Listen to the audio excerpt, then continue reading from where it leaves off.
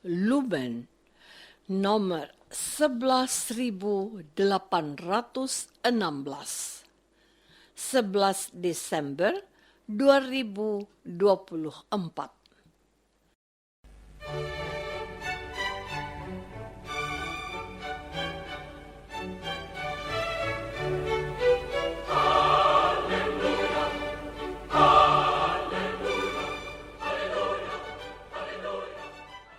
Saudara pendengar di segenap penjuru tanah air, selamat bergabung dengan Lumen Indonesia.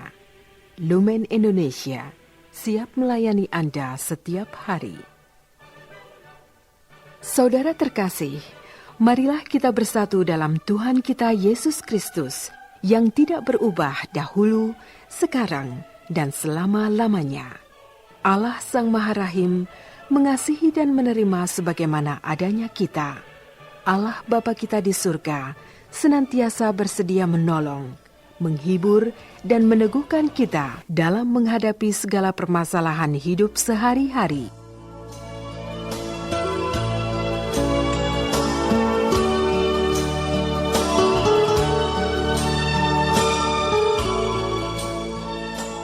Saudara-saudari, marilah kita mendengarkan renungan dengan judul Datang kepada Yesus.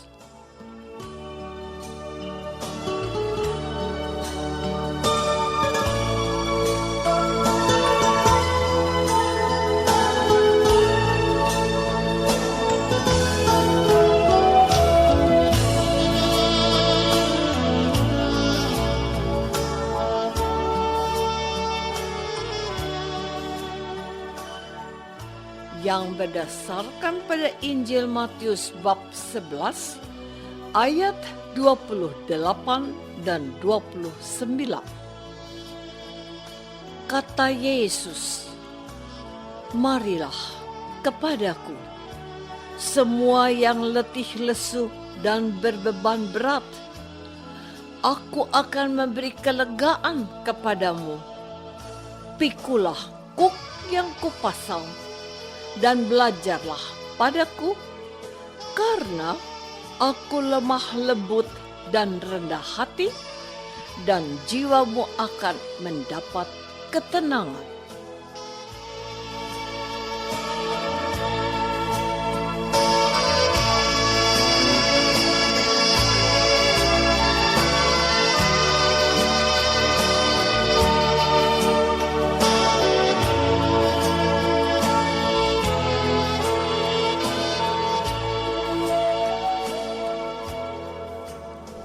Dalam nama Bapa dan Putra dan Roh Kudus. Amin. Saudara-saudari terkasih dalam nama Tuhan Yesus Kristus. Hari ini adalah hari Rabu dalam Minggu Advent yang kedua. Bacaan Injil pada hari ini mengajak kita untuk datang kepada Yesus. Tuhan Yesus bersabda, "Marilah kepadaku, semua yang letih lesu dan berbeban berat." Tuhan Yesus melanjutkan sabdanya, katanya, "Aku akan memberi kelegaan kepadamu. Pikulah kuk yang kupasang, dan belajarlah padaku, karena Aku lemah lembut dan rendah hati, dan jiwamu akan mendapat ketenangan. Sebab kuk yang kupasang itu enak, dan bebanku pun ringan." Dari teks ini dapat kita lihat beberapa hal. Pertama, kata-kata letih lesu dan berbeban berat. Orang-orang Israel menjadi letih lesu dan berbeban berat karena mereka terikat dengan hukum Taurat yang sangat sulit untuk mereka lakukan.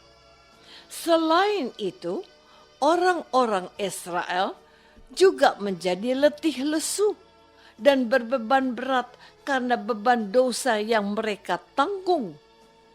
Hal ini perlu kita pahami dengan baik, sebab jika mereka melanggar salah satu hukum Taurat, mereka dengan sendirinya melanggar seluruh hukum Taurat yang jumlahnya 613 hukum.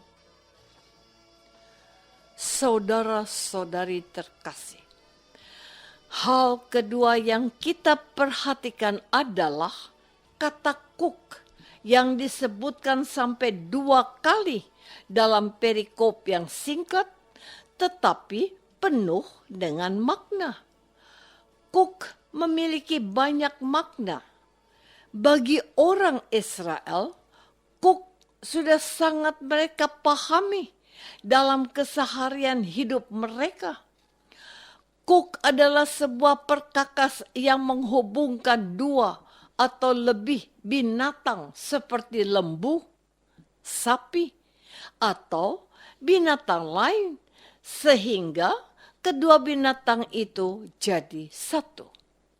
Kuk juga diartikan sebagai beban atau palang kayu dengan jepitan kayu vertikal yang memisahkan kedua binatang penarik, sehingga kedua binatang itu secara bersama-sama dapat menarik beban berat dan beban yang berat menjadi ringan karena dipikul berdua atau lebih.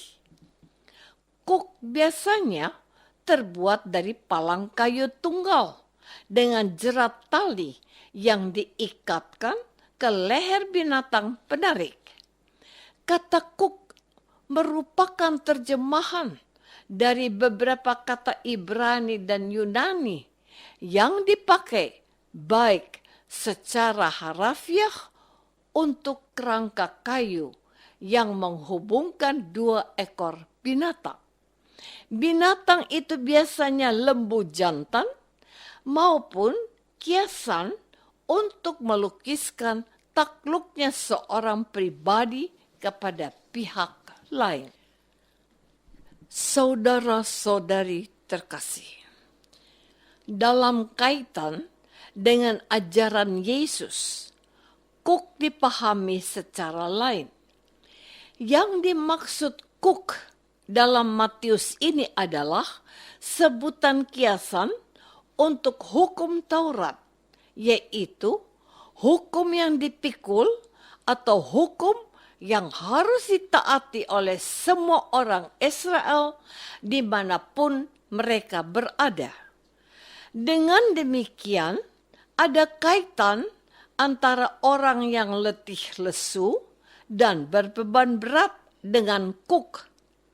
Dan Allah memberikan hukum Taurat itu kepada bangsa Israel. Perintah-perintah ini harus ditaati semua orang Israel.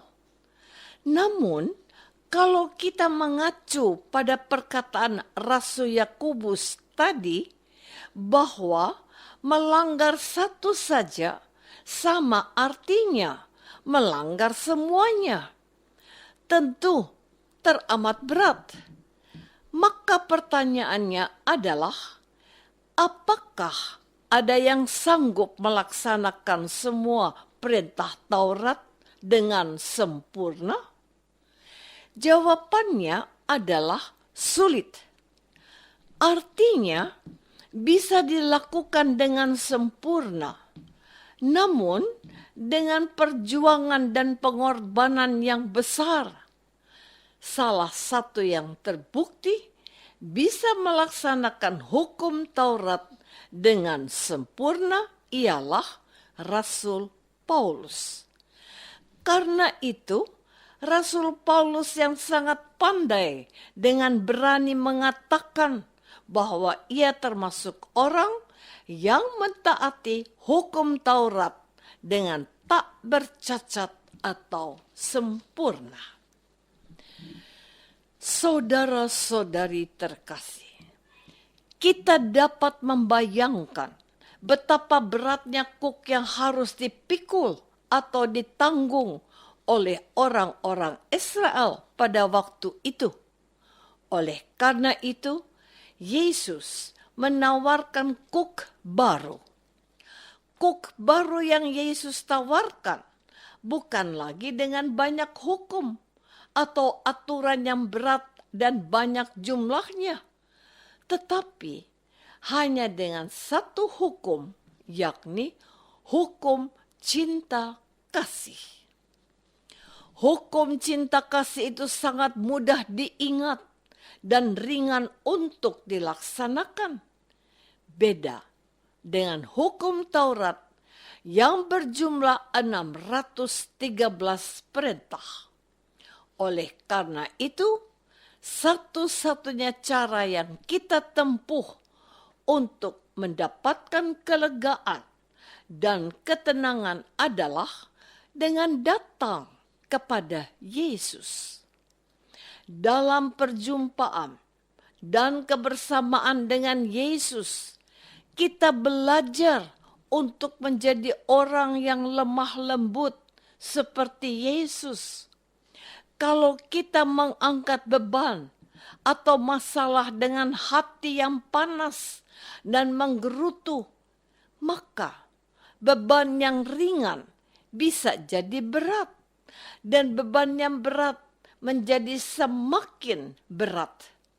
Tetapi kalau kita memikul beban hidup kita dengan hati yang lemah lembut, maka beban yang ringan bertambah ringan dan yang berat menjadi ringan. Maka marilah di masa Advent ini kita semua datang kepada Yesus.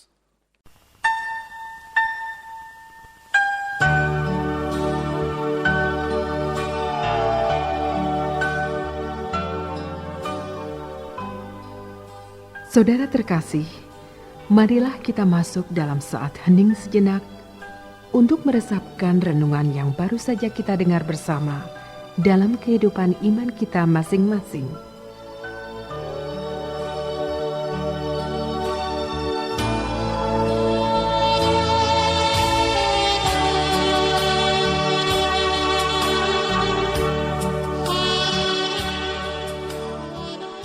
Apakah selama ini kita sudah datang kepada Yesus dengan belajar dari Yesus untuk menjadi pribadi yang rendah hati dan lemah lembut? Marilah kita berdoa. Tuhan Yesus Kristus, Engkau bersabda, marilah kepadaku semua yang letih lesu dan berbeban berat, aku akan memberi kelegaan kepadamu. Ya Tuhan, di masa Advent ini kami datang membawa seluruh beban dan kesulitan kami. Kami ingin mengenakan kuk baru dari Engkau, yakni kuk cinta kasih. Doa ini kami persembahkan dalam nama-Mu, Tuhan dan pengantara kami. Amin. Semoga kita semua selalu dinaungi dan dibimbing oleh berkat Allah yang Maha Kuasa. Dalam nama Bapa dan Putra dan Roh Kudus. Amin.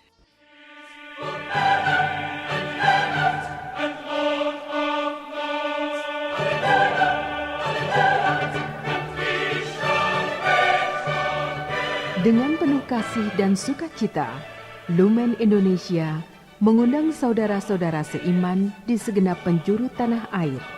Sekiranya ada tanggapan ataupun saran, kirimkan surat Anda ke Lumen Indonesia. Terima kasih atas perhatian Anda.